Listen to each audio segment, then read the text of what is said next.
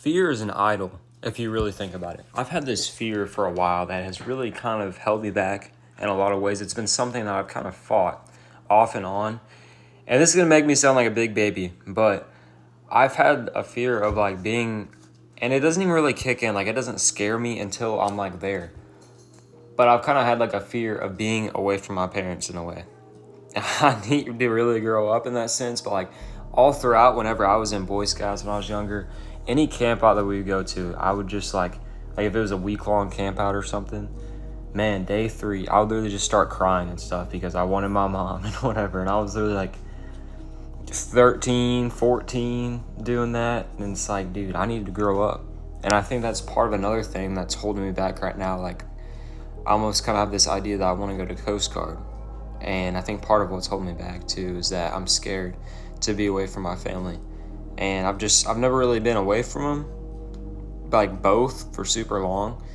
Like I think the longest is probably like a week.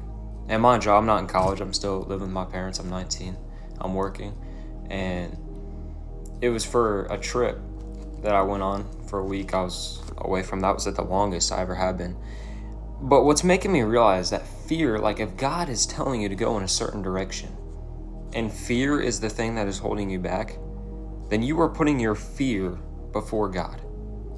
Do you realize that? You're putting your fear before God. You're putting what you think is going to happen before God. You're putting your plans before God. And this is what verse immediately comes to mind is Matthew chapter 16, verse 23, where Jesus is prophesying his resurrection again. He's prophesying the things he's going to have to go through.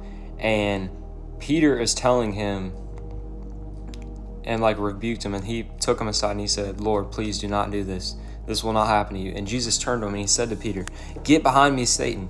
You are a hindrance to me because you are not thinking about God's concerns, but man's concerns. You're thinking about your fear. You're thinking about your plans. You're not thinking about God's plans. And it's a real idol, and it's a real thing that is in the way of your relationship with God. If you're letting fear hold you back, if you're letting fear be the one thing that you'll let get between you and God, that you'll really follow and do the bidding of your fear over God. You know, fear does not want the best for you. You know that fear is from the devil. You know that fear, it literally does not want success for you, but God wants the best for you, and God knows the best for you. So yeah, it's going to be scary. Yeah, it's going to be hard, but the Lord is going to get you through it. Even when you can't go through it, even when you can't do it, God is going to do it. God bless y'all, and I really just hope that this helped y'all or helped somebody.